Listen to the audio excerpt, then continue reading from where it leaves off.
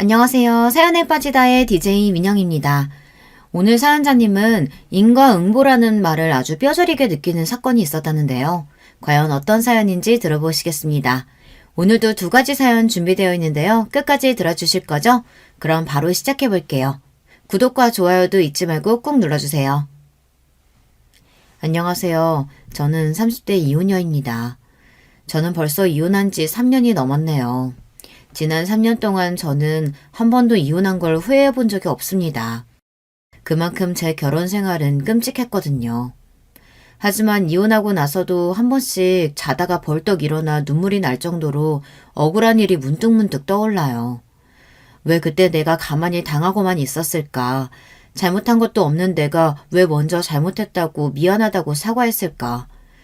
지난날에 제가 너무 답답해서 눈물이 왈칵 쏟아지고는 했습니다. 그 답답한 마음을 조금이나마 해소해보고자 제 지난 결혼 생활에 대해 정리하는 마음으로 사연을 보내봅니다. 저는 30에 결혼했어요. 사실 그때까지도 나이만 먹었지 저는 세상 물정이라고는 잘 몰랐습니다.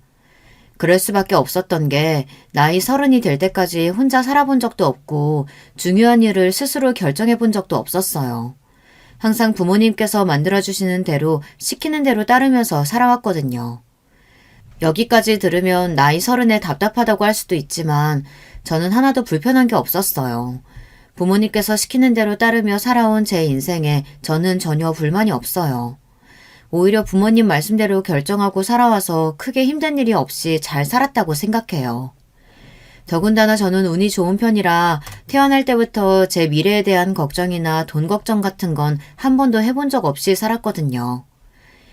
할아버지께서 운영하시던 식품 사업을 아버지께서 물려받아 운영해왔어요. 다른 형제들도 있었지만 할아버지께서 차남인 아버지를 좋게 보시고 돌아가시기 직전에 아버지에게 모든 사업을 일임했습니다. 다른 형제들의 반대와 방해도 있었지만 아버지는 보란듯 회사 운영을 잘 해나가셨어요.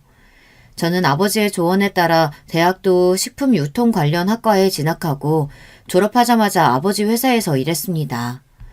회사 내에 아버지의 다른 형제들과 사촌 형제들도 있어서 제가 회사에서 일하는 동안 저를 괴롭히려고도 하고 부딪히는 일도 있었어요. 그럴 때마다 아버지께서 중간에서 다 해결해 주셨습니다. 저를 괴롭힌 사촌들을 지방 물류센터로 보내거나 현장직으로 보내버렸습니다. 아버지는 항상 저를 지지해 주셨어요. 저는 결혼할 때까지 아버지의 철저한 보호를 받으며 인생의 큰 굴곡이라고는 없이 살다가 결혼했습니다. 결혼도 아버지께서 미리 뽑아주신 신랑감들과 선을 봐서 결혼한 거예요.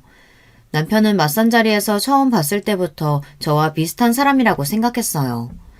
남편도 건설사를 하는 시아버지의 회사에서 일하며 부모님과 가깝게 지내고 있었거든요. 시아버지께서 운영하시는 건설사에도 다른 형제들이 있어서 남편도 그 안에서 살아남기 위해 많이 노력하고 있었어요. 제 눈에는 남편의 그런 모습이 멋지게 보였습니다. 남편과는 지금까지 살아온 배경도 비슷하고 사고방식도 비슷해서 처음 만났을 때부터 서로 잘 통한다고 생각했어요. 특히나 남편은 장남이라서 그런지 저와는 달리 카리스마도 있고 단호한 면도 있었어요. 그런 면이 아버지와 비슷하게 보였습니다. 지금까지 아버지가 저를 이끌어준 대로 결혼하면 남편이 저를 잘 이끌어줄 수 있을 거라고 여겼어요. 저와 남편은 선을 보고 며칠 후 교제를 시작해서 만난 지 반년 만에 결혼 날짜를 잡았습니다. 양가에서 소개한 자리에서 만난 자리다 보니 큰 문제 없이 결혼이 척척 진행됐어요. 나의 뜻 찾겠다. 강남에 바로 들어갈 신혼집도 있겠다. 뭘 망설이니? 좋은 사람 만났을 때 바로 결혼하면 되는 거지. 시어머니는 저에게 아무것도 준비할 거 없으니 하루빨리 식부터 올리라고 하셨어요. 그래, 서로 수준도 다르고 살아온 환경도 다른 사람들이나 연애하면서 서로 알아보고 맞춰가는 거지. 우리처럼 비슷한 환경에서 비슷하게 살아온 사람들은 살다 보면 자연스럽게 다 맞춰지는 거야. 우리 봐라.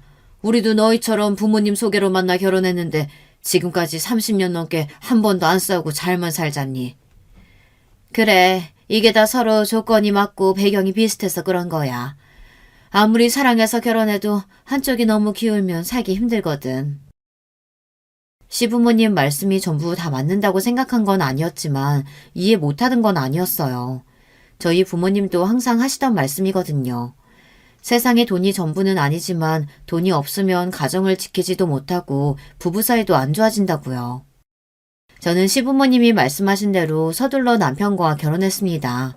물론 양가 부모님 말씀처럼 서로 조건이 맞고 살아온 배경이 비슷하다고 해서 무작정 한 건 아니었어요. 남편과 만나는 반년 동안 서로에 대한 마음도 생기고 신뢰도 분명히 쌓였다고 느꼈기에 결혼하기로 한 겁니다.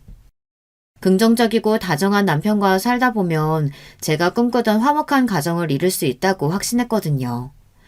그런데 제가 너무 안일했나 봅니다. 원래 신혼 초에는 다들 서로 맞춰가느라 많이 싸운다는 이야기를 들었는데 저와 남편이 이 정도로 안 맞을 줄은 몰랐어요. 결혼 전부터 시어머니께서 저에게 하신 말씀이 있었어요. 당신은 다른 건 몰라도 며느리든 사위든 격에 맞는 품격을 갖추고 있어야 한다고요. 신혼집을 강남에 준비해준 대신 그 안을 꾸미고 채우는 건 앞으로의 제 안목에 달린 일이라고 하셨습니다. 남편이 시아버지를 이어 앞으로 큰일을 할 사람인데 제가 어떤 아내가 되어주느냐에 따라 남편의 앞날에도 큰 영향을 미친다고요. 그리고 시어머니는 남편이 집을 나가 독립해 사는 꼴도 마음에 안 든다고 하셨어요. 원래 결혼 전까지 독립을 못하게 하려고 했는데 남편이 고집을 피우는 바람에 어쩔 수 없었답니다. 남편 고집이 보통이 아니라 시어머니 말도 안 듣는다고 답답해 하셨어요. 남편 길들이는 것도 아내의 역할이야. 내 아들이지만 결혼 초에 걔 고집 못 꺾으면 너 평생 피곤하다. 네, 어머님. 제가 진호 씨랑 잘 상의해서 어머님 마음에 드시게 잘 해보겠습니다. 시어머니에게 들었을 때도 설마 신혼집 꾸미는 거 가지고 남자가 고집을 피우겠어 했는데 사실이더군요. 남편은 고집이 세도 너무 셌어요. 저는 남편이 총각 시절부터 살던 강남 아파트에서 신혼살림을 시작했습니다. 40평대 아파트라 방 4개에 욕실 2개로 집이 넓었어요. 그런데도 결혼 전 남편 집에 가보니 남편 짐으로 집이 꽉 차 있더라고요. 남편이 워낙 집에 있는 걸 좋아한다는 건 진작 알고 있었어요. 항상 통화할 때마다 집이라고 했거든요. 친구를 만나도 집에서 쉬는 날도 집에서 뭐든 해결하는 것 같았어요. 그런데 이건 좀 심각했습니다. 방 하나는 침실, 하나는 옷방, 하나는 술 보관용 방, 하나는 게임룸으로 빈 방이 하나도 없었어요. 저도 결혼 전 유복하게 살았다면 살았으니 제 짐이 많아요. 저도 친정에 있을 때 제 방과 옷방, 방 2개를 사용했거든요. 아휴, 혼자 사는 사람이 어쩜 이렇게 잘 꾸며놓고 살았어? 너무 좋다. 근데 나도 이제 슬슬 짐 가져다 놔야 할 것 같은데 내 짐이 들어갈 데가 없을 것 같아. 옷방만 따로 인테리어 다시 할까? 나도 가져올 짐이 좀 많거든. 사실 저는 결혼하면 앞으로 아이도 생길 텐데 이제 게임룸이랑 술 보관용 방은 정리해야 하지 않냐고 하고 싶었어요. 아이가 생기면 다 무용지물이 될 테니까요. 하지만 남편도 본가를 나와 몇 년 동안 자유롭게 살았던 생활이 있으니 제가 마음대로 바꾸라고 할 수는 없었습니다. 대신 남편이 알아서 저를 배려해주기를 바랬죠. 인테리어를 뭐하러 다시 해. 당신 들어오기 전에 옷방 정리 좀 해줄게. 걱정하지 마. 시어머니가 하도 걱정을 하시길래 남편이 고집을 피우는 거 아닌가 했는데 그래도 남편은 옷방 정도는 정리해줄 것처럼 이야기했어요. 저는 결혼식 전 신혼집으로 짐을 옮기기 위해 트럭에 짐을 실어왔습니다. 전날 남편에게도 미리 말했고요. 그런데 신혼집에 도착했을 때 남편이 방 정리를 전혀 해놓지 않았더라고요. 거기다가 친정에서 보낸 이불이랑 옷방에 둘 가구들을 남편이 다 돌려보냈더라고요. 저한테 말도 안 하고요. 제가 분명 남편에게 말했어요. 인테리어는 남편이 할 필요 없다고 해서 안 했지만 그래도 제가 쓰고 싶은 이불이나 가구는 제가 알아서 구매하겠다고요. 방 정리한다더니 하나도 안 한 거야? 이러면 내 짐은 어디다가 놔? 여기 장롱에 한 칸 다 비웠잖아. 여기다 두면 되지. 남편이 장롱을 열더니 덜렁 한 칸을 보여주는데 저는 너무 기가 막혀서 웃음이 다 나왔습니다. 자기야, 밑에 트럭 못 봤어? 사람 하나가 들어오는데 덜렁 한 칸은 너무한 거 아니야? 자기야말로 무슨 짐이 이렇게 많아? 당신 아무리 여유가 있어도 그렇지 지금까지 부모님 돈으로 너무 사치 부리면서 산 거 아니야? 뭐? 내가 부모님 돈으로 사치를 부려? 다 내가 일해서 번 돈으로 산 거야. 저는 순간 너무 기가 막혀서 어이가 없었습니다. 본인은 40평이 넘는 집에 방 하나는 술 가득, 방 하나는 게임기로 가득 채워놓고 살면서 저더러 사치스럽다네요. 그건 그렇다 치고 엄마가 집으로 미리 이불이랑 가구 보냈다고 했는데 그건 또 왜 다시 돌려보냈어? 명색이 신혼집인데 갖출 건 갖춰야지. 뭐하러 이미 집에 있는 걸 또 사. 내가 쓰던 것들도 다 깨끗해서 얼마 안 된 것들이야. 괜히 쓸데없는데 돈 쓰지 말고 장인어른한테 이야기해서 회사에 투자금이나 좀 달라고 해. 이불이니 가구니 그런 거 내가 다 필요해서 산 건데 그거랑 회사 투자금이랑 무슨 상관이야.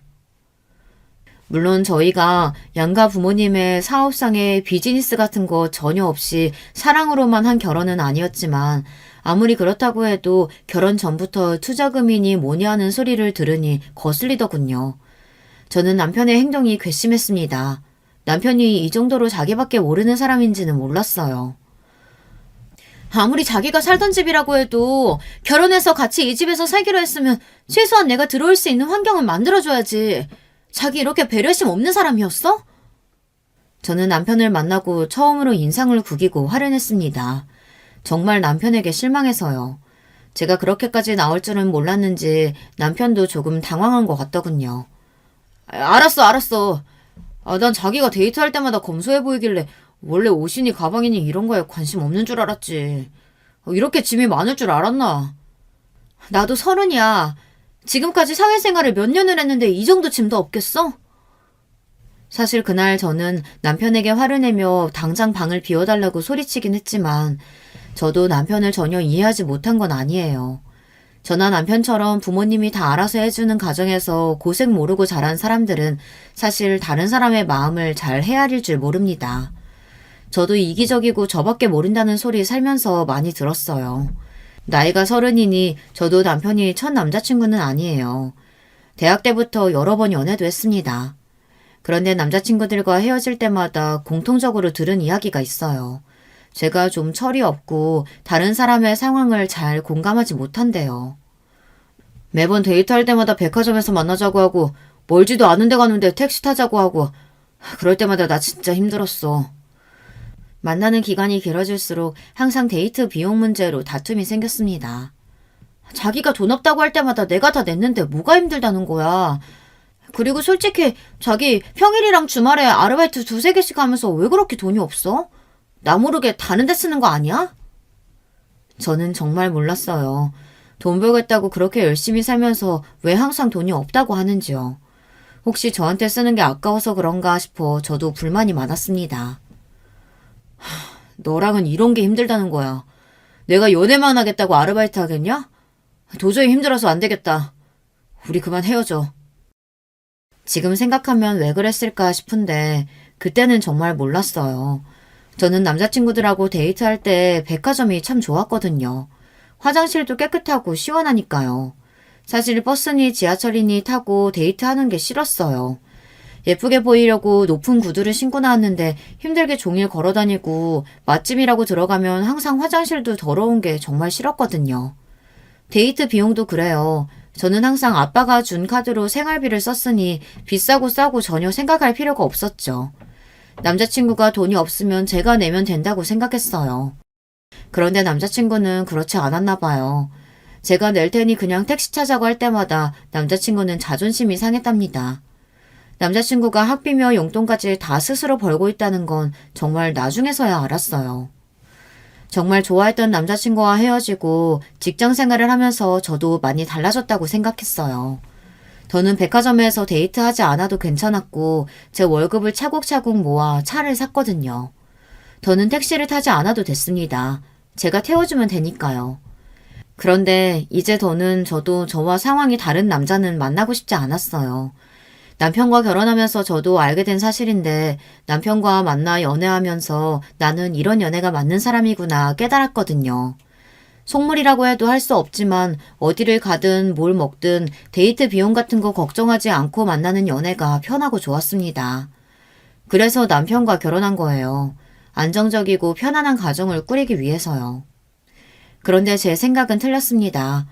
결혼식을 올리고 신혼여행에 다녀올 때까지도 남편과 제가 조금 다르긴 하지만 그렇다고 살면서 문제가 될 정도로 서로 이해하지 못한다고 여겨지지는 않았어요.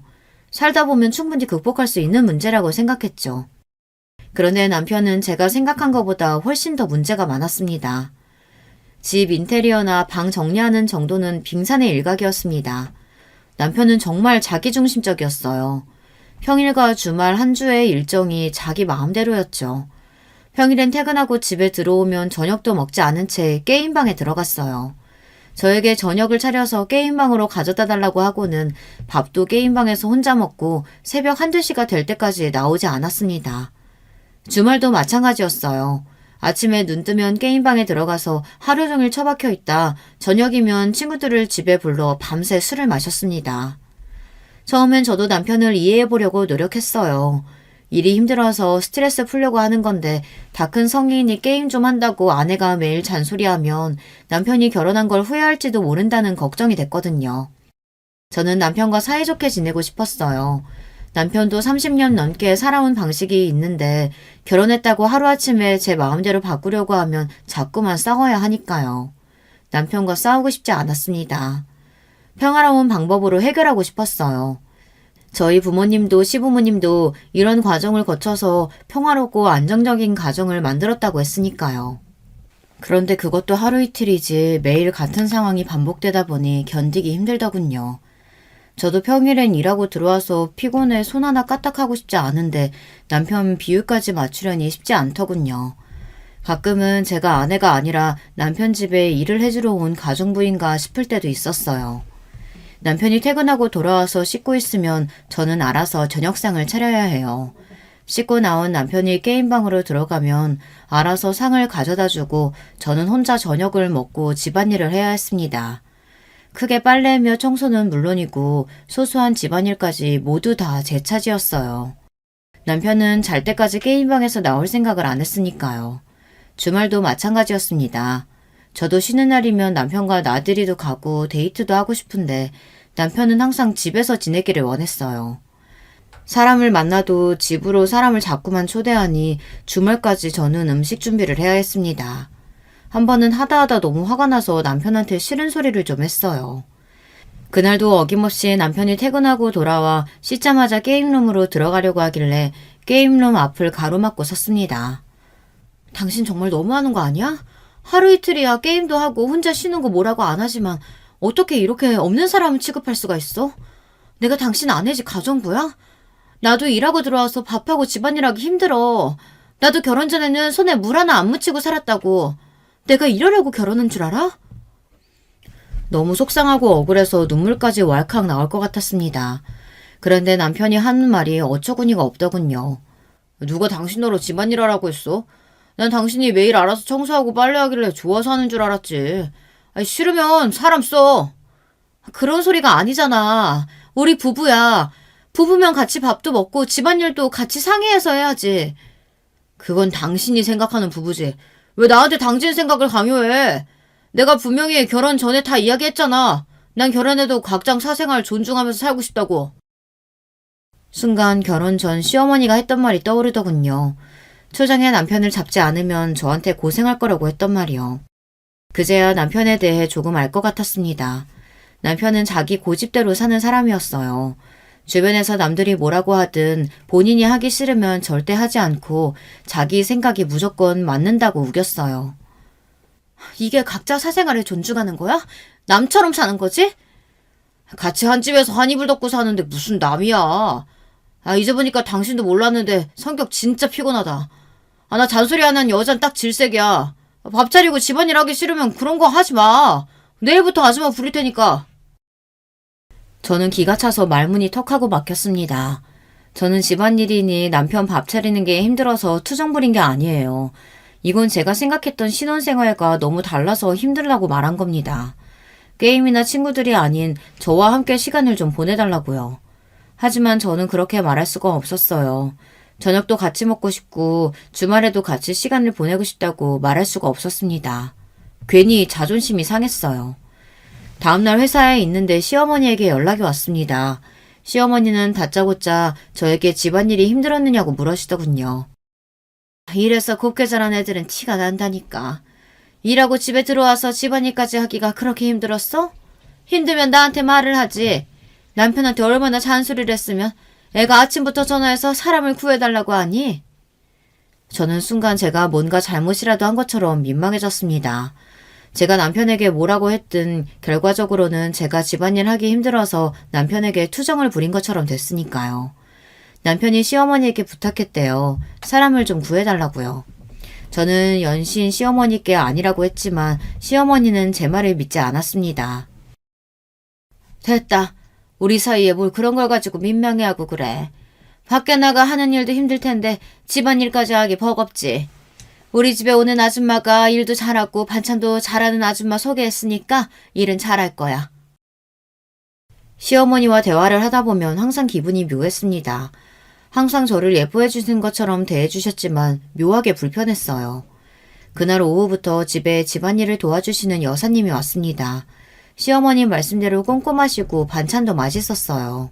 그런데 문제는 남편이었습니다. 그때까지는 몰랐는데 남편의 인성에 문제가 있더라고요. 지금까지 저한테 한 거는 그나마 예의를 차린 거였어요. 집에 일하러 와주시는 여사님에게 하는 행동을 보니 문제가 있더군요. 남편은 여사님을 무슨 자기 종부리듯 했어요. 한 번은 이런 일이 있었습니다. 퇴근하고 온 남편이 어김없이 여사님께 저녁은 게임룸으로 가져다 달라고 하더군요. 저는 남편이 그럴 때마다 속으로 한심했어요. 게임이 아무리 좋아도 그렇지 서른이 넘은 남자가 게임이나 하겠다고 방으로 밥을 가져다 달라는 게 어이가 없었으니까요. 그런데 잠시 뒤 아줌마가 방에 들어가자마자 남편이 소리를 지르는 소리가 들렸어요. 아, 아줌마! 지금 뭐 하는 거예요? 이게 얼마짜린 줄 알아요? 남편 목소리가 얼마나 큰지 저도 놀라서 방으로 들어갔습니다. 그런데 여사님께서 실수로 쟁반을 들고 들어가다가 넘어져서 남편이 제일 아끼는 콘솔 게임 위로 넘어졌더라고요. 저는 놀라서 바닥에 넘어진 여사님을 일으켜 세웠습니다. 뜨거운 국도 있었는데 행여나 되지는 않으셨나 걱정돼서요. 제가 연신 괜찮냐고 묻는데도 여사님은 괜찮다고 다치지 않았다고 하셨어요. 그때였어요. 남편은 넘어진 여사님은 신경도 쓰지 않고 바닥에 있는 게임기들을 들어 이리저리 확인했습니다. 그러더니 한다는 소리가 가관이었어요. 아, 미치겠네. 기계 안으로 반찬 국물 다 들어가서 이거 망가진 거 아니야? 남편의 말에 당황한 여사님께서 어쩔 줄 몰라 하시는 모습을 보니 저까지 다 화가 났습니다. 아무리 본인이 아끼는 물건이라도 그렇지 사람이 뜨거운 음식을 들고 있다 넘어졌는데 저런 소리를 하는 게 정상인가 싶었어요. 그러게 밥을 식탁에서 먹어야지 왜 매일 힘들게 하고 갖다 달라고 해서 이 사달을 만들어. 아니에요, 사모님. 제가 부지하게 굴어서 실수한 건데요. 사장님 죄송합니다. 제가 게임기는 변상하겠습니다. 저는 남편 하는 짓이 꼴 같지 않아서 잔뜩 인상을 구겼습니다. 그런데도 남편은 아랑곳하지 않았어요. 오히려 더 망나니 짓을 했습니다. 아줌마, 이 게임기가 얼마짜린 줄이나 알아요? 아줌마 한 달 월급을 다 변상해도 못 사는 거야. 여보, 제발 그만 좀 해. 나까지 창피해서 얼굴을 들 수가 없다. 여사님 죄송해요. 오늘은 그만 돌아가셔서 좀 쉬시고 제가 연락드릴게요. 저는 참다 못해 성질이 나서 남편에게 소리를 질렀습니다. 그리고는 여사님을 돌려보냈어요. 저는 사실 처음부터 집안일을 도와주시는 여사님을 고용하는 게 내키지 않았어요. 친정에 있을 때도 집이 넓어서 살림이 많기는 했지만 어머님께서는 집안에 모르는 사람이 왔다 갔다 하는 게 불편하다고 하시며 한 번도 사람을 쓰신 적이 없었거든요. 그래서인지 저도 저보다 연세도 많은 분이 저 대신 집안일을 해주시는 게 마음이 불편했어요. 더군다나 여사님께서 저나 남편에게 사모님, 사장님이라고 부르는 것도 너무 싫었어요. 그래서 여사님께 그냥 이름 부르시라고도 이야기했습니다. 그런데 여사님 말씀이 시어머니께서 고용하실 때 호칭을 사모님, 사장님으로 하라고 하셨다고 하더라고요. 저는 매번 들을 때마다 불편했지만 시어머니께서 시키신 일이라고 하니 불편해도 참고 넘겼어요. 그런데 남편이 도가 지나치게 구는 일까지는 도저히 참아줄 수가 없었습니다. 얼마 전에 남편이 본인 속옷은 꼭 손빨래를 해달라고 여사님께 요구했을 때도 어이가 없어서 제가 왜 그러냐고 한 소리 했었는데 그때 남편이 저에게 콧방귀를 끼며 이야기하더라고요.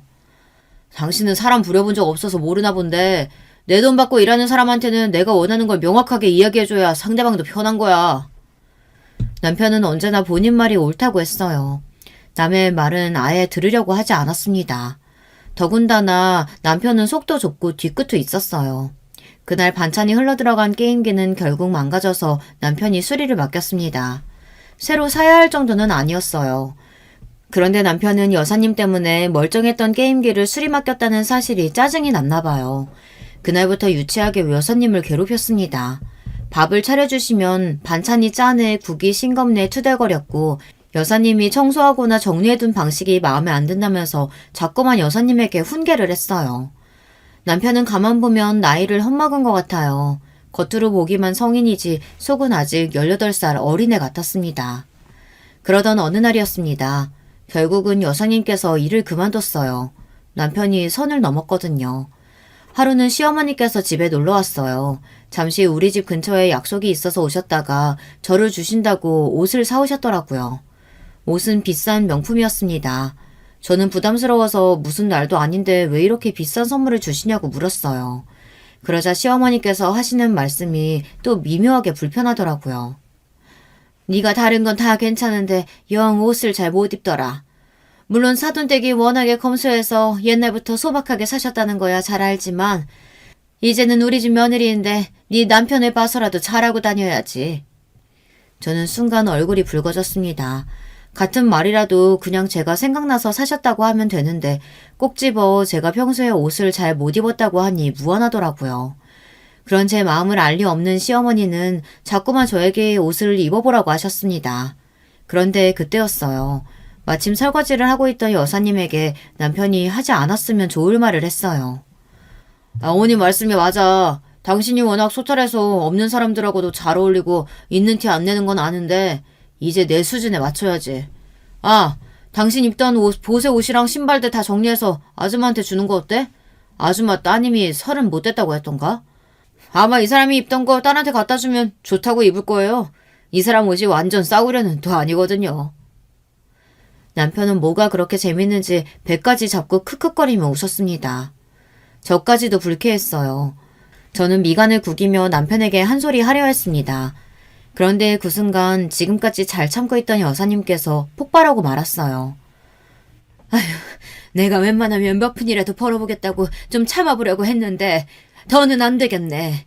이런 싸가지 없는 자식아. 네가 뭔데 내 딸까지 무시하고 난리야. 내 딸도 샤넬 가방도 입고 루이비통 옷도 입거든? 여사님은 손에 끼고 있던 고무장갑을 벗어 남편의 면상에 집어던졌습니다. 남편의 얼굴에 비눗물이 잔뜩 튀었어요. 그 모습을 보는데 저까지 다 속이 시원하더라고요. 어머, 이 아줌마가 지금 뭐 하는 거야? 어디 감히 내 아들 얼굴에 고무장갑을 던져? 반면 시어머니는 난리가 나셨습니다. 어디 감히 내 아들 얼굴에 고무장갑을 던지냐고 노발대발했습니다. 당신 아들은 뭐가 특별해서 고무장갑을 좀 맞으면 안 돼요? 잘못하면 맞기도 하는 거지. 그러게 아들 새끼를 왜 저 따위로 키웠어? 여사님은 다시는 부르지 말라고 소리를 지르고는 집을 나가버리셨어요. 태어나 처음으로 맞아봤다는 남편은 놀라서 그 자리에 선 채로 어안이 벙벙해 보이더군요. 시어머니는 그런 남편에게 다가가 괜찮냐고 계속 물었어요. 이 옆에는 어디 사람이 없어서 저런 여자를 소개해준 거야. 아유 속상해. 우리 아들 괜찮아? 얘 새아가 너는 뭘 멀뚱하게 보고만 있어. 얼른 가서 수건 가지고 와. 시어머니는 무슨 큰일이라도 난 것처럼 노발대발했어요. 여사님 말 틀린 거 하나 없었습니다. 아들을 저렇게 오냐오냐 키웠으니 이런 일도 당한 거죠. 요즘 같은 시대에 삼시세끼 굶어서 남의 집 일하는 사람 없습니다. 무슨 일을 하든지 자식에게 손 안 벌리고 당당하게 살려고 다들 열심히 살아요. 그런 사람한테 자식까지 들먹이며 개소리를 해대니 얼굴에 고무장갑을 맞죠. 남편은 맞아도 쌉니다. 이래서 내 돈 주고 부리는 사람한테는 잘해주면 안 되는 거라니까. 저렇게 자기 주제를 모르고 선을 넘어요. 시어머니는 남편이 했던 말과 똑같이 해댔어요. 도대체 선을 넘은 게 누군데 누구더러 선을 넘었다고 하는지 모르겠더군요. 이래서 가정교육이 중요하다는 말이 있나 봅니다. 시간이 지날수록 제가 몰랐던 남편의 다른 모습을 보고 나니 저도 모르게 자꾸만 남편에게 정이 떨어지더군요.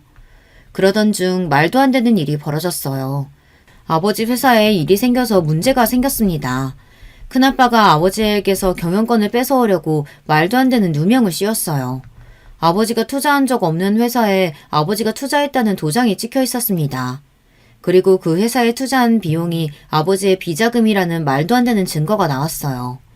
그래서 하루아침에 아버지가 회사에서 쫓겨나게 생겼습니다. 이미 큰아버지가 손을 써둬서 회사 안에 아버지 편은 아무도 없었습니다. 저는 정신이 하나도 없었어요. 저라도 아버지의 누명을 벗기기 위해 노력했지만 저도 할 수 있는 일은 없었어요. 제가 친정일로 바쁘다 보니 자연스레 남편에게 아버지 회사 일을 이야기했어요. 그러면서 남편에게 도움을 청했습니다. 당장 저까지도 회사에 나갈 수 없는 상황이다 보니 자세한 회사 상황을 알 수가 없었어요. 더군다나 저희 쪽 변호사는 자꾸만 아버지가 경영권을 뺏기지 않을 가능성이 현재로서는 없다고만 했어요. 그래서 저는 남편에게 부탁을 좀 했습니다. 남편의 회사 쪽 변호사한테 일을 알아봐달라고 했어요. 그런데 남편 말이 좀 이상하더군요. 안 그래도 내가 좀 알아봤는데 장인어른은 왜 도대체 그런 무모한 짓을 하셨대? 아무리 욕심이 많아도 그렇지 회사 돈을 횡령하면 어쩌자는 거야? 당신 지금까지 내 말 뭘 들은 거야? 아버지가 그런 게 아니고 누명 쓴 거라고 했잖아. 남편은 제 말이 아니라 다른 사람들이 하는 말을 믿었어요. 그거야 당신 생각이지. 회사가 장난도 아니고 증거가 이렇게 확실한데 아니라고 잡아댄다고 누가 믿겠어. 더군다나 당신네 변호사까지 소송해도 어려울 거라고 했다면서. 그 순간 저는 절망했습니다. 제가 남편과 결혼해서 가족이 된 건 안정적인 가정을 이루고 행복하게 살기 위해서였어요. 서로 다르고 이해하지 못하는 부분이 있어도 힘들고 아플 때 한편이 되어줄 배우자라고 믿었기 때문에 결혼한 거예요. 그런데 제가 사람을 잘못 봐도 한참을 잘못 봤습니다. 남편은 제 편이 되어 저를 도와줄 생각이 없었어요. 거기다가 그날 이후 남편의 태도는 더 저를 화나게 했습니다. 남편이 저를 무시하기 시작했어요. 예전에 집안일을 해주러 오셨던 여사님께 하듯이 저를 대했어요. 당신 세탁소에서 내 옷 안 찾아놨어? 집에서 노는 사람이 도대체 뭐 하는 거야? 이래서 가족교육이 중요하다고 하는 거라니까. 남의 돈 거저 먹으려고 하잖아. 저는 순간 제 두 귀를 의심했습니다. 남편이 저에게 하는 소리가 맞나 싶어서요. 당신 그게 무슨 소리야? 내가 남의 돈을 거저 먹으려고 하다니. 도대체 누가 누구 돈을 먹는다는 거야? 누구 돈이기는 누구 돈이야. 내 돈이지. 당신 장인어른 때문에 회사에서 쫓겨난 지가 벌써 몇 달째야. 집에서 놀면서 내 돈이나 축내고 있으면 내 돈 거저 먹으려 하는 거 맞지? 세상에 이런 남편이 또 있을까요? 어떻게 남편이라는 인간이 억울하게 회사에서 쫓겨난 아내에게 집에서 논다고 자기 돈을 거저 먹으려고 한다는 소리를 할 수가 있을까요? 순간 화가 나는 것도 잠시 제 처지가 너무 초라해서 눈물이 앞을 가렸습니다. 괜히 장인어른 문제 해결하겠다는 핑계로 집에서 빈둥거리 생각하지 말고 빨리 직장부터 구해. 나도 봐주는 건 이번 달까지야. 다음 달부터는 무조건 생활비 내놔. 남편이 저에게 이럴 줄은 몰랐습니다. 지금까지 남편이 좀 무뚝뚝하고 저에게 별 관심은 없어도 돈 가지고 말한 적은 없었어요. 결혼하고 줄고 둘이 똑같이 생활비를 내며 살기는 했지만 종종 우리 가족의 미래에 대해 이야기를 할 때면 아이가 생기면 저에게 일을 그만두라고 했어요. 아이에게는 엄마가 꼭 옆에 있어줘야 한다면서요. 그러면서 생활비는 제가 필요한 만큼 주겠다고 했습니다. 그랬던 사람이 저희 친정이 망하자마자 저렇게 다른 모습으로 나오니 실망스럽더군요. 남편은 마치 제게 빚을 받으러 온 빚쟁이 같았어요. 장인어른이 투자했던 투자금 급하게 빼는 바람에 우리 회사에도 타격이 얼마나 심했는 줄 알아? 사업하시는 분이 그렇게 무책임하게 구면 어떡해? 남편이 자꾸만 제게 돈 이야기를 하는 이유가 바로 이거였습니다. 아버지가 회사에서 쫓겨나면서 기존의 시댁 건설사에 투자했던 투자 비용이 빠지게 되자 본인이 곤란해져서 하는 소리였어요. 사실 이제와 말이지만 시댁에 투자할 때도 아버지는 썩 내게 하시지 않았어요. 아무리 중매로 만난 사이라고 해도 사돈끼리 돈이 오가는 일은 하고 싶지 않다고요. 그런데 남편이 우겨서 할 수 없이 제가 아버지에게 말씀을 드린 거예요. 시댁은 남편까지 자식이 셋이다 있다 보니 시아버지께서 아직 누구에게 회사를 물려줄 건지 결정을 안 하셨어요. 그러다 보니 남편과 시동생들은 회사 내에서 경쟁이 이만저만이 아닙니다. 결혼도 서로 앞다투듯 2년 새에 다 했어요. 다들 시댁에서 정해준 집안과 중매로 결혼했습니다. 그 순간 저는 지난 결혼 생활이 파노라마처럼 지나갔어요. 그리고 그제서야 제 결혼 생활이 왜 항상 외롭고 우울했는지 알게 됐어요. 저는 애써 부정하고 있었지만 남편은 저를 진심으로 사랑하지 않았던 겁니다. 남편은 저희 집안이 필요해서 결혼했던 거예요. 그렇게 생각하고 보니 이제야 앞뒤가 맞는 것 같았어요. 지금까지 남편이 저에게 했던 행동들이 모두 다 이해가 됐습니다. 저는 너무도 마음이 헛헛해서 남편이 연신하는 말이 하나도 귀에 들어오지 않았어요. 저도 남편을 절실히 사랑한 건 아니었지만 그렇다고 조건만 보고 결혼을 결정한 건 아니었어요. 이 사람과 아이를 낳고 잘 살아보고 싶은 마음에 남편의 시름전들도 모두 다 안고 가려고 했습니다. 그런데 남편은 아니었어요. 사업이 망해버린 저희 친정이나 저 같은 아내는 귀찮고 필요 없는 것 같았죠. 그러던 중 며칠 뒤 저에게 더 황당한 일이 벌어졌습니다. 아버지 일로 친정에 다녀오던 길이었는데 시어머니에게 갑자기 연락이 왔어요. 당장 시댁으로 오라는 연락이었습니다. 저는 긴장되는 마음으로 시댁으로 갔습니다. 그런데 제 느낌이 맞았습니다. 시어머니는 평소와 달랐어요. 제가 왔는데도 눈길도 주지 않으시더니 싸늘한 얼굴로 잠깐 앉으라고 하셨습니다. 그러더니 제 앞에 웬 서류 봉투를 내밀었어요. 저는 차마 봉투를 열어보지 못하고 이게 뭐냐고 물었죠. 뭐긴 뭐니? 이혼 서류지. 네 시아버지가 너희 집안 때문에 아주 창피해서 요즘 모임에도 못 나가. 아무리 돈이 좋아도 할 짓이 있고 못할 짓이 있는 거지. 너희 아버지는 어쩜 부끄러운 줄도 모르신다니? 시어머니가 건넨 건 다름 아닌 이혼 서류였습니다. 그래도 제가 이 집 며느리로 2년 넘게 살았는데 시어머니는 저에게 자세한 이야기도 묻지 않으시고 무작정 이혼하라고 하셨어요. 어머니, 저희 아버지가 그런 거 정말 아니에요. 큰아버지랑 작은아버지가 짜고 아버지 곤란하게 만든 거라고요. 저랑 동생이 아버지가 잘못하지 않았다는 증거 찾고 있어요. 아버지 금방 다시 제자리 찾으실 거예요. 저희 친정에 힘든 일이 생기자마자 저를 무시하는 남편은 물론이고 이혼하라고 하는 시부모님까지 모두 다 밉고 원망스러웠지만 저는 누구라도 저를 좀 도와줬으면 했어요. 당시에 친정아버지에게 닥친 일이 저 혼자 감당하기에는 너무 힘들었거든요. 그래서 누구에게라도 좀 도와달라고 애원하고 싶었습니다. 그런데 제가 가족이라고 믿었던 사람 중 누구도 저를 도와주지 않았어요. 주변에 보니까 망한 사람들이 다들 말은 그렇게 하더라. 금방 일어날 거라고. 근데 어쩌니? 우리 집안은 워낙 대대로 고상한 집안이라 너희 같은 사기꾼 거지 집안이랑은 상종도 하기 싫다. 그러니까 괜히 우리 장남 앞길 막지 말고 당장 이혼 서류에 사인해. 저는 너무 서러워서 순간 덜컥 겁까지 났어요. 정말 이대로 남편과 이혼해야 하는 건가 해서요. 하지만 저에게 선택권은 없었습니다.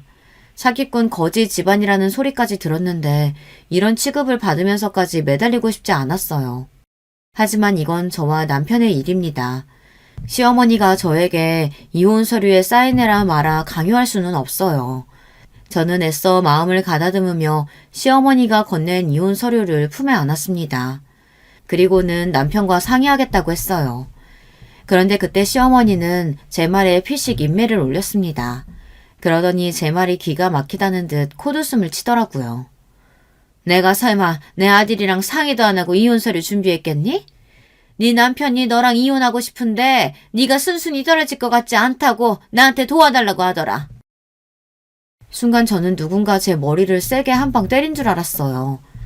이번 일로 남편이 꽤 실망했다는 거야 알고 있었지만 저와 이혼까지 하고 싶을 줄은 꿈에도 몰랐습니다. 쪼다 새끼. 이혼하자는 말도 직접 못해서 엄마한테 떠넘긴 거야? 저는 너무 화가 나서 저도 모르게 육두문자가 막 튀어나왔어요. 뭐야? 너 감히 누구한테 어쩌다 새끼래? 너 말 다 했니? 제 말을 들은 시어머니가 자리에서 벌떡 일어나 저에게 고래고래 소리를 질렀습니다. 그 순간 저도 오만정이 이미 다 떨어졌어요. 남편이고 시댁이고 더는 상종하고 싶지 않았어요. 아니요. 말 다 못했어요. 다 큰 아들이 이혼도 혼자 못해서 엄마가 나서는데 그게 쪼다 새끼가 아니면 도대체 뭐래요? 저도 덜 떨어진 마마보이 쪼다랑은 더 이상 살고 싶지 않으니까 지금 당장 이혼 서류에 사인하죠 뭐. 저는 그 자리에서 이혼 서류에 사인했어요. 시어머니는 사인한 서류를 얼른 챙기더니 절대 딴소리하지 말랍니다. 저는 절대 딴소리할 일 없다고 큰 소리로 얘기했어요. 그리고 남편은 끝까지 찌질했습니다. 이혼 서류가 접수되자마자 저에게 덜렁 문자 한 통 보냈어요. 아무리 이혼하게 됐어도 그렇지 2년을 넘게 산 아내한테 마지막으로 한다는 말이 짐이나 가져가라네요. 저는 제 머릿속에서 결혼 생각 전체를 지울 수만 있다면 뭐든 하고 싶었습니다. 그 정도로 끔찍했어요. 저는 이혼하면 제 인생이 대단히 크게 바뀔 줄 알았어요. 그런데 이상할 정도로 아무렇지 않았습니다. 오히려 집을 나와 친정으로 돌아오니 훨씬 더 마음이 편했어요. 게임룸에 들어가 언제 나올지 모르는 남편을 더는 기다리지 않아도 되고 혼자 멀뚱히 앉아 밥을 먹지 않아도 됐습니다. 식구들과 좁은 단칸방에 살면서도 남편과 살 때보다 훨씬 외롭지 않았습니다. 그리고 아버지와 어머니가 힘들 때 함께 있어줄 수 있어서 좋았어요. 어느 때보다 힘든 시기를 보내고 있었지만 사랑하는 가족들이 똘똘 뭉쳐 힘을 합치니 참고 견딜 수 있었습니다. 그리고 다시 한번 느꼈어요. 이런 게 가족이라는 걸 말이죠. 그로부터 3년을 눈코 뜰 새 없이 정신없이 살았습니다. 오로지 아버지의 재기만을 위해 힘썼어요. 그리고 드디어 기다리고 기다리던 날이 밝았습니다. 저는 다시는 올 일 없을 줄 알았던 시댁에 왔어요. 저와 아버지가 시댁에 들어서자 현관 앞에서 기다리고 있던 남편과 시아버지가 토끼눈을 뜨고 놀라 어쩔 줄 몰라 했습니다. 이게 어떻게 된 일이야? 분명 일본에서 오시는 김 사장님 제일교포라고 했잖아. 저도 분명 직원들한테 제일교포라고 들었는데요. 시아버지는 전 남편에게 버럭 소리를 질렀습니다. 그 모습을 보는데 저는 웃음이 튀어나왔어요. 그리고 저는 태어난 얼굴로 한 걸음 더 다가갔습니다.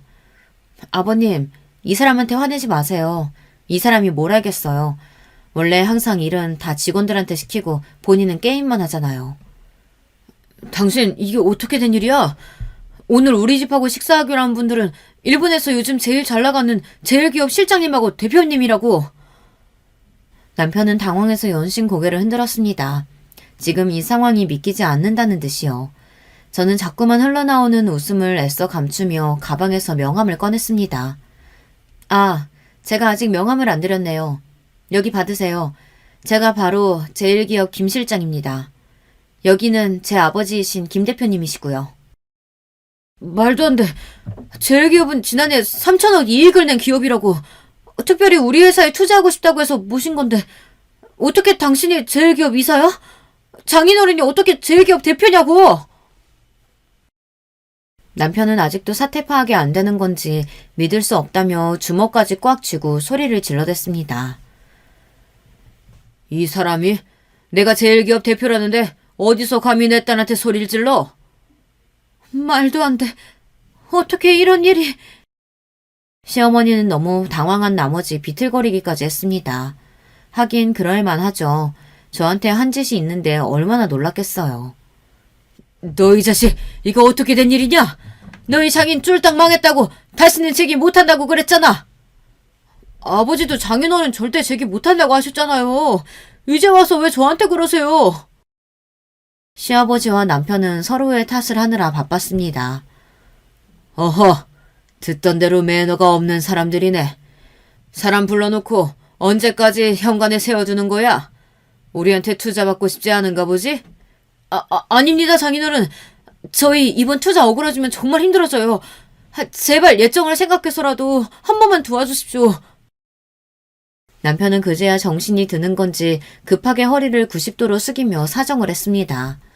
그 모습을 보는데 어찌나 통쾌하던지 웃음을 참을 수가 없었어요. 시댁에 들어가 식사를 하는 동안에도 거의 손만 안 빌었다 뿐이지 저와 아버지의 눈치를 보느라 밥도 제대로 먹지를 못하더군요. 시부모님도 마찬가지였고요. 이게 다 어떻게 된 일이냐고요. 저와 아버지는 억울한 누명을 쓰고 회사에서 쫓겨난 뒤로 어떻게든 다시 복귀하기 위해 아버지가 누명을 썼다는 증거를 찾아다녔어요. 그러던 중 아버지와 30년 넘게 근무했던 임원 중 한 분의 양심 고백으로 아버지는 누명을 벗을 수 있었습니다.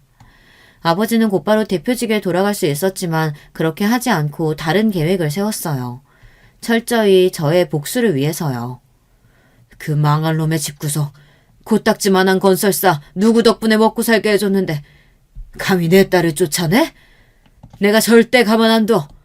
내가 다 부숴버릴 거야. 형제들에게 배신당한 것도 모자라 저까지 이혼당했으니 친정아버지의 분노는 극에 달했습니다. 아버지는 끓어오르는 분노를 오로지 성공을 위해 모두 쏟아부었습니다. 아버지는 예전부터 목표로 하고 있었던 일본 편의점 시장에 진출했어요.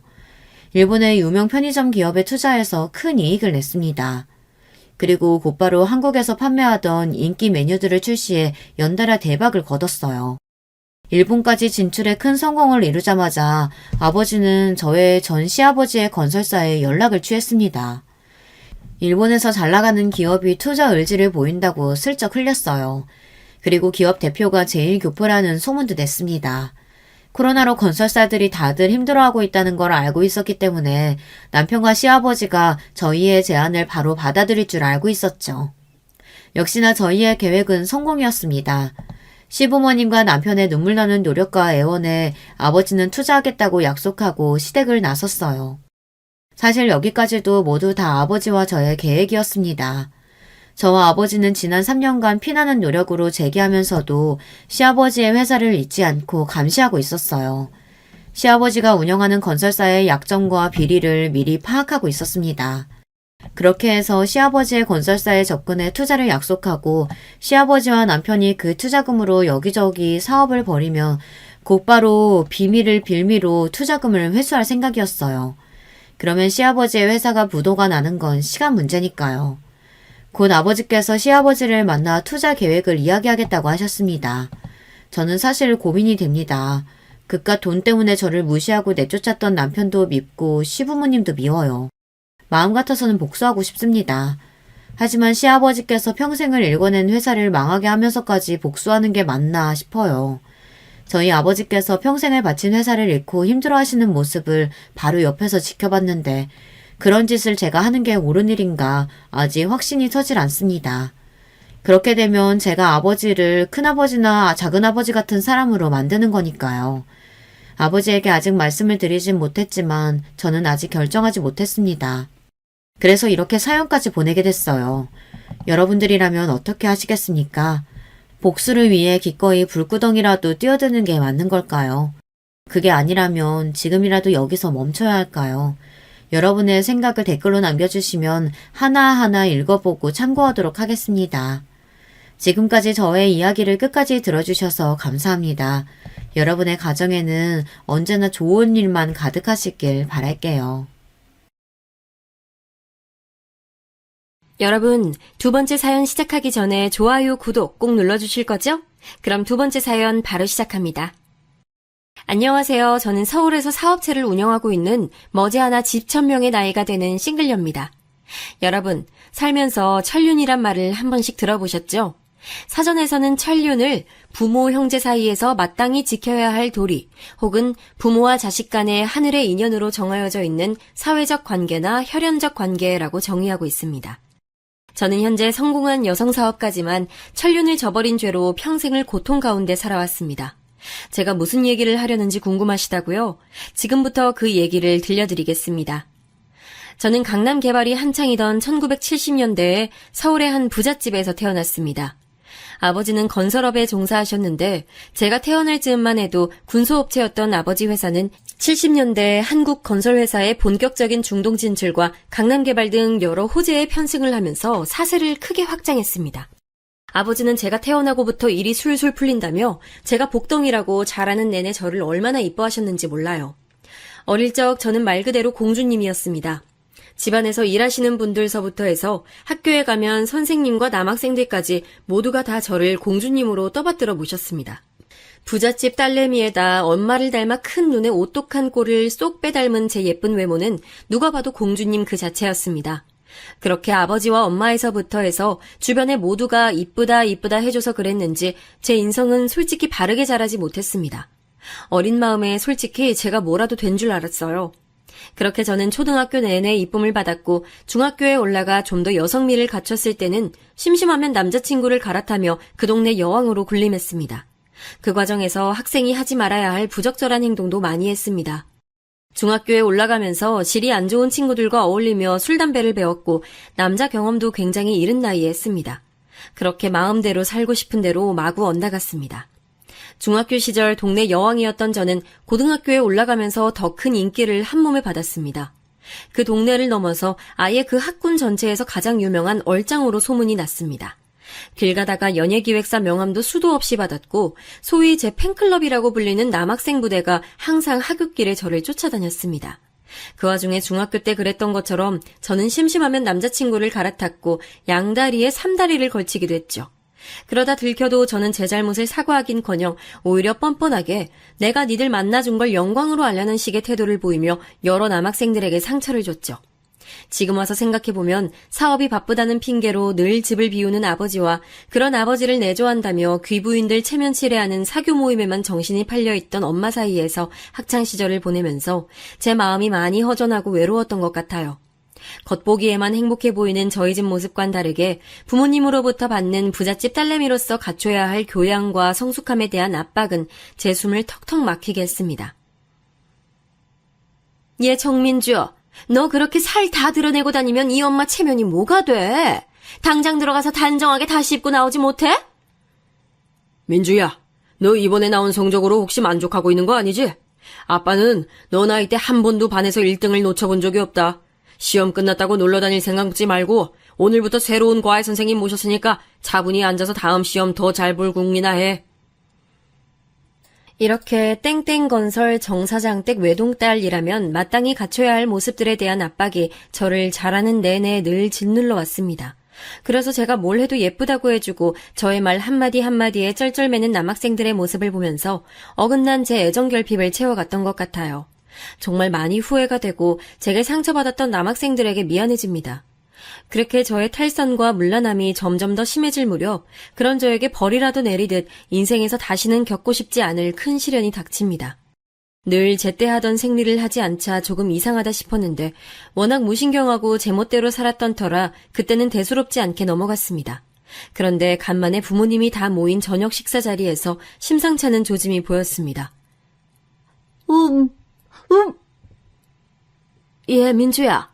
너 왜 갑자기 헛구역질을 하고 그래? 속이 안 좋아? 몰라, 엄마. 갑자기 왜 이러지? 처음 헛구역질을 할 때는 메스꺼림에 정신을 가누느라 여념이 없었는데 헛구역질이 가라앉고 나자 문득 불길한 생각이 스쳐 지나갔습니다. 혹시... 그 시절에는 지금처럼 임신 테스트기가 활발하게 상용화되던 시기가 아니었습니다. 너무나 무서웠던 저는 친한 친구를 한 명 붙잡고 산부인과로 달려가서 진료를 받았는데 아니나 다를까. 임신입니다. 이 정도면 생리도 멈췄을 거고 입덧이나 피로감 같은 꽤 여러 조짐이 보였을 텐데 늦게 찾아오셨네요. 정말이지 청천벽력 같은 소리였습니다.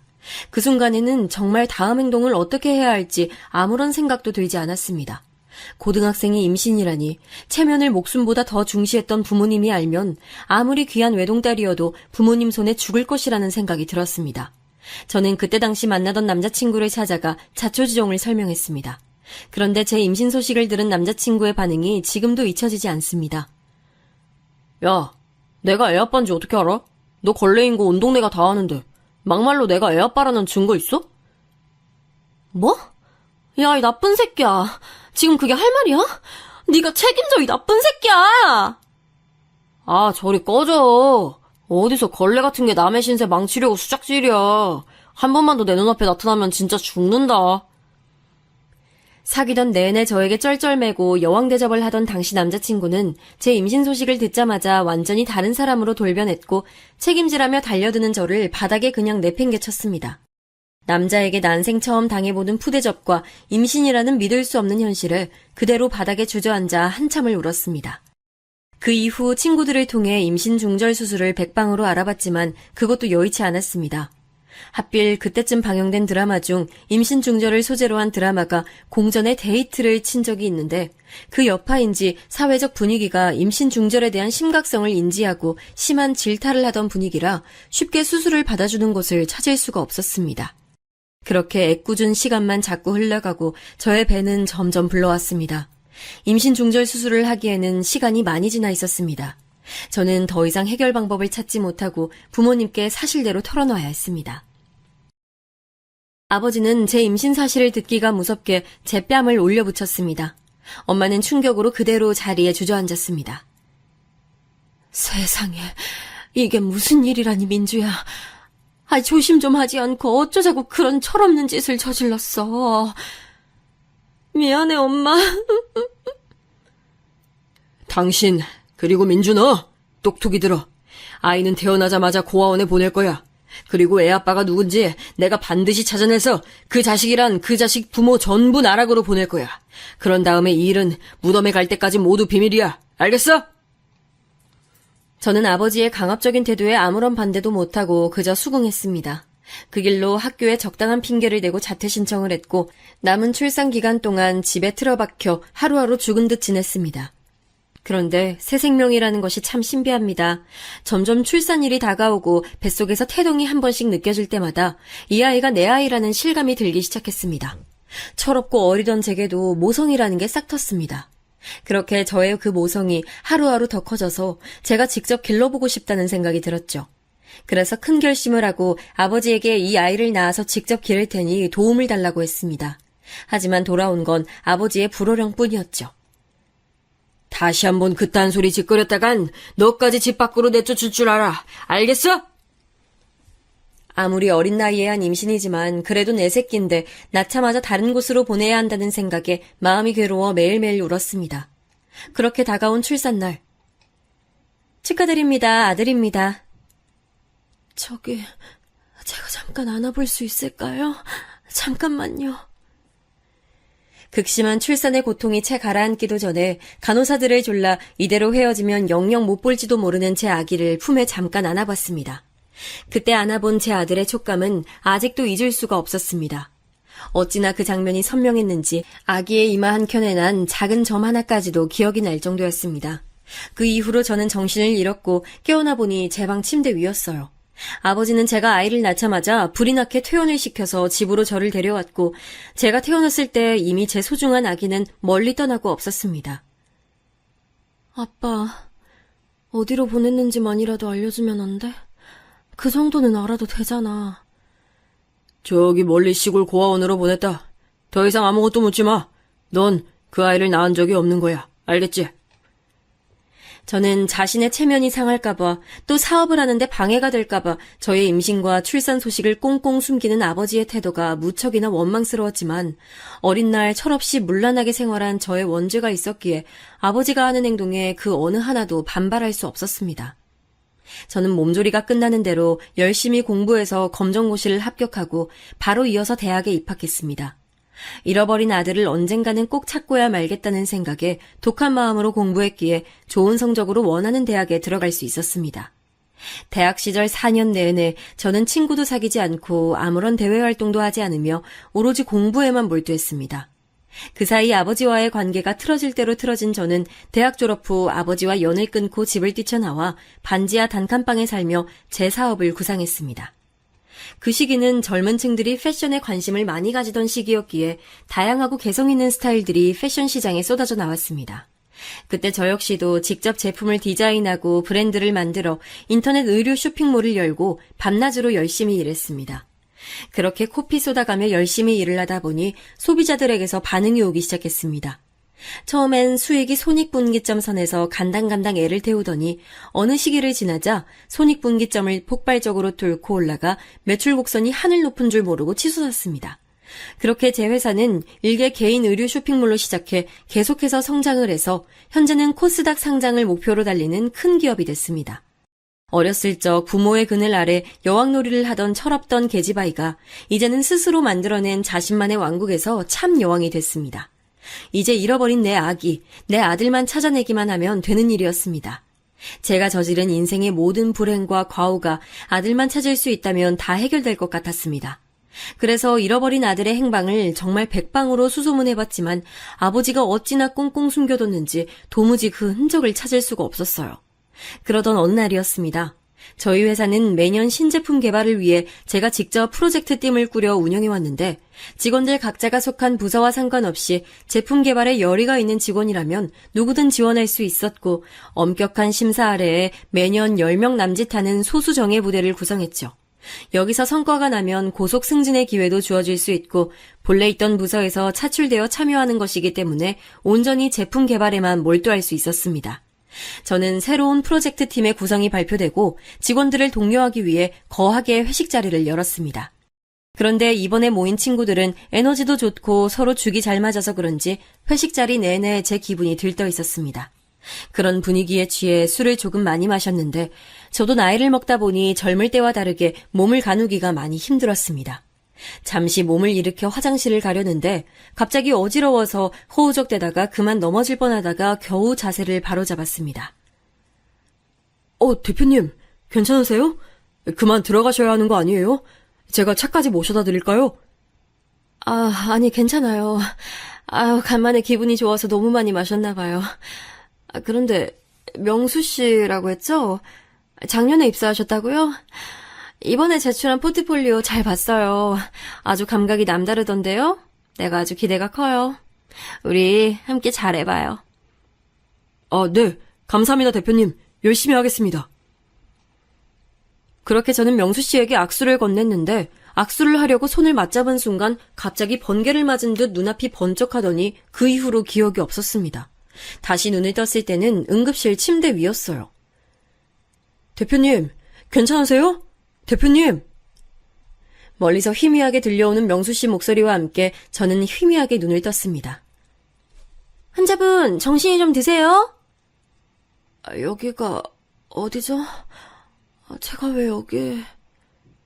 보니까 그동안 많이 과로하신 것 같은데 그 상태에서 과음을 하셨어요. 직원분이 바로 병원으로 모시고 오셨기에 망정이지 혼자 계셨으면 위험할 뻔했어요. 그랬군요. 고마워요, 명수 씨. 아니에요, 대표님. 당연히 해야 할 일인걸요. 제가 팀원들한텐 잘 얘기해 놓았으니까 푹 쉬시다가 회복하시는 대로 돌아오세요. 그래요. 고마워요. 아무리 피로가 누적됐다지만 술을 먹고 이렇게까지 쓰러진 적은 없었는데 왜 하필 명수 씨와 악수를 한 순간 그렇게 됐는지 의문이었지만 신제품 개발을 앞두고 있던 터라 그냥 대수롭지 않게 지나갔습니다. 저희 회사는 본격적인 제품 개발 시즌이 들어가면 유례없는 강행군이 시작됩니다. 하루 종일 제품 개발과 시장 조사, 수백 장의 디자인 시안 작성 등 아침부터 다음날 새벽까지 온전히 회사에 붙어 있어야 하죠. 그러자면 아예 회사에서 숙식을 해결하는 경우가 대부분입니다. 거의